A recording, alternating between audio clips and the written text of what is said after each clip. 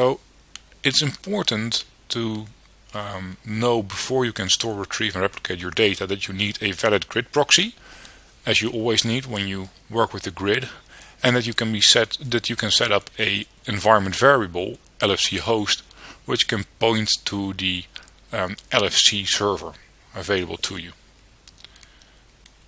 For each of the supported VOs, a separate top-level directory exists under the /grid directory on the LFC. For example, to see all the files that are stored in a tutor VO, make sure you have a running tutor proxy and then type lfc-ls -l and then the directory /grid/ls/tutor. And then you should see the directory plus all the possible subdirectories that are present on the LFC. Rather than having to type an absolute path for every file and directory you use, it is instead possible to define a home directory from which you may use relative file directory paths. You can do this by setting the environment variable lfc home, which is done using the export command. In order to avoid writing these commands every time you log into the user interface machine, you can add them to your .profile file. And before you can register any file of your own, you must create a new directory in the file catalog. So the command is given over here, so the LFC make their command and then just enter your own directory. And of course you use the list command to see that it actually exists. Use the lcgcr command, so the copy register command, to upload a file to the SE. This command not only uploads the file but also registers in the LFC, as we've discussed before. And then you can of course easily find it later. So for example, to store a local file on an SE, and in this example we use the SRM of Sursara, and then register it in the LFC with the logical file name, use the following command, which is the lcgcr command that you see on the slide. So what you also see is that the command returns a identifier, so a GUID. It is a unique identifier for the file that you just uploaded. As you will see below, replicas of the same file share this same identifier. You should now be able to see this file in the LFC using the lfcls command. So before continuing, it's worth noting the difference between the command used to store the file and the creation of the directory in the previous slide. The directory created is just a virtual directory and only exists within the catalog of the logic file names. The file, on the other hand, physically exists on an SE, but as an additional virtual file name in the catalog. So we will see in a later lecture that you can also directly manipulate the storage server itself. So the SRM also supports creating directories and having file names that make sense for human readers. But this is just another set of commands that we will see later on. So a single file can be stored on multiple SEs, as we've also discussed previously. Running jobs can retrieve the file they need from the SE nearby, thus giving faster access times to the data. This also helps protect against failures or to access difficulties with a particular SE. So basically this means that if one SE is down for maintenance, you can always use a copy from another site. To find out which replica exists for a certain file, use the lcglr command, and LR stands for list replicas. So each replica is a file on a different storage element. So the example can be seen over here to list all the replicas for one particular file, in this case local file. And the example that we give here, there's no replica yet. So to replicate this file to another SE, you can use the lcgrep command, where rep of course is the abbreviation for replicate. If you now use the lcglr command again, you should see that there's a second new replica of the same file. Note how the path for each replica is different. This demonstrates how to use the LFN avoids the need to understand the local file system where the replica is actually stored. And as we already said, there's different implementations of the SRM protocol, so this also works across all of these different implementations. So to download a file you already uploaded, use the lcgcp command, and cp here stands for copy. To delete a file from all storage elements, use LCG del. The -A option makes sure that all replicas of a file are removed. Be careful with this, because after giving this command, no data will be available anymore. Let's see what we can do in a demonstration of all of these commands in a screencast. Okay. So let's first do a start grid session so that we have a new proxy, and then we can just see, using the LCG info size command, which SEs are available, or in this case an LFC, and this is the one that we pointed to before.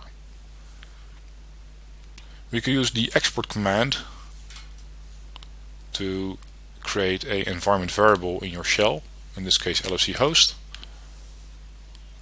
and specify the LFC of Surfsara.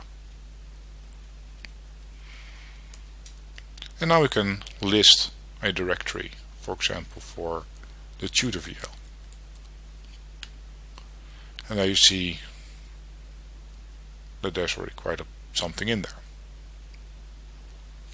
And this is something that you would also see when you do a normal list command in a Unix-like environment. If we do the export of LFC home, you will eventually see that the list command will actually work for this directory.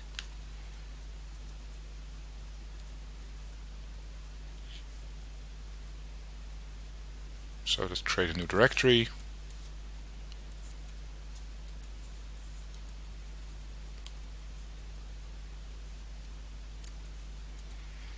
And we'll do a MOOC test.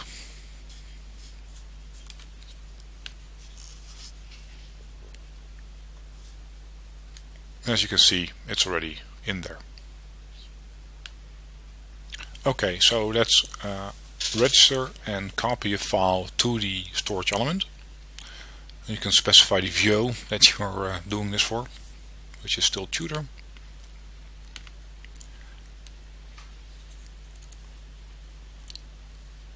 And then you can specify the SRM that is going to host the data. And usually there's a environment variable specifying this for you, so your preferred SRM will actually allow you to not specify this in the command. It will just take the default value. So then we can specify the directory on the LFN where this data needs to be, or where this file name needs to be stored, which will be the MOOC test directory that we created earlier.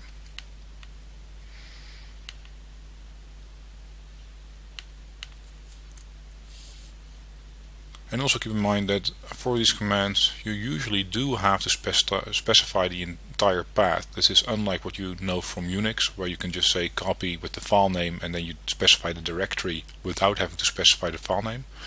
But here you do need to write the entire path. And as you can see, we did the local file copy, and we now have a GUID, and it is listed in the LFC.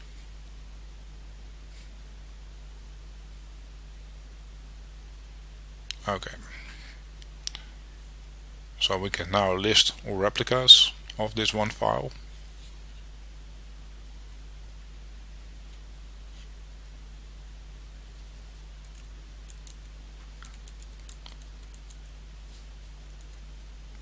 And as expected, you just get the one copy, which is basically the SRM that we specified over here.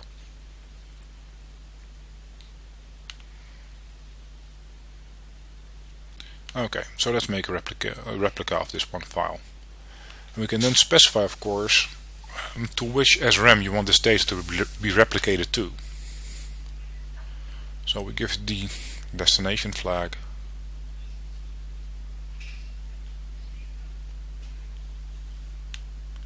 And we want it to be copied to the OMS cluster, so GBSE OMS, which is relatively close by and should be copied almost instantaneous. And we give it the source file.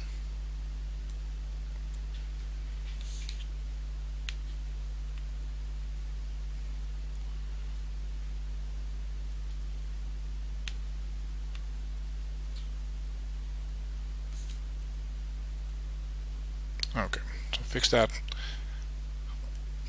and the file should be replicated.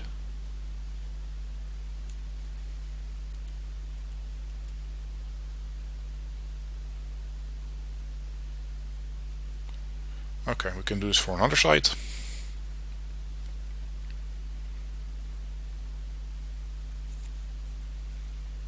We can now specify a new SRM.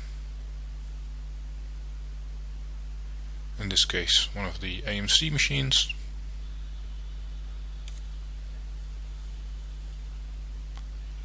So these are two different sites. And just replicate again. And the system will determine which of the copies will be used to create a replica from. And as you can see, we now have 3 replicas. We use the lcd-lr command. We have 3 replicas of this file.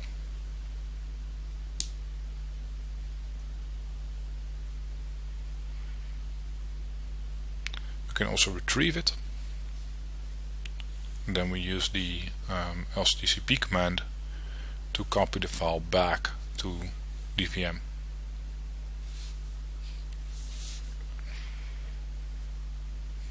Of course, we now need to give it a different name.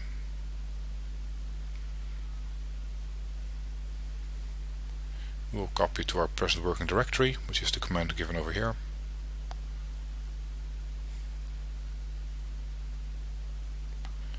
And we'll just specify file from grid.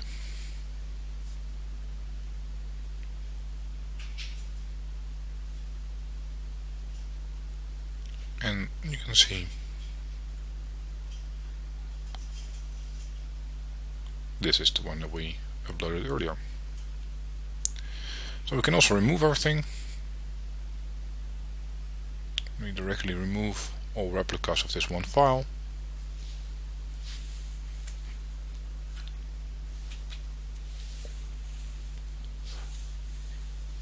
And of course we cannot remove the directory because there's still a file in there. And that's basically for all of the SRM and also logical file name commands. They will not allow you to easily throw away data recursively. So normally you will have to take care of this yourself.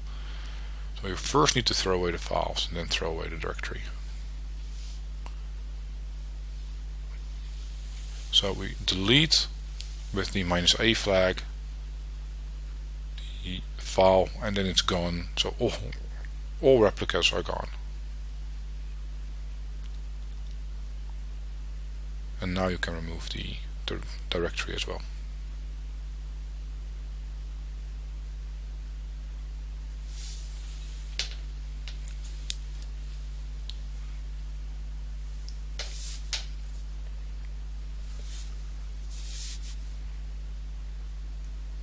We'll do another listing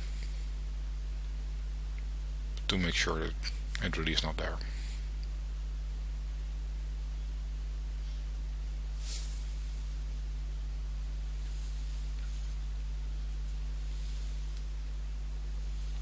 Okay, just to give a summary, this is something that you can better inspect yourself. There's a number of commands that you should know for working with data on the grid. And as you use them over time, you'll get more familiar with all of these. But for now, it's just easier to have a cheat sheet available and look up those commands once you need them, and just play around a bit. That usually works quite well.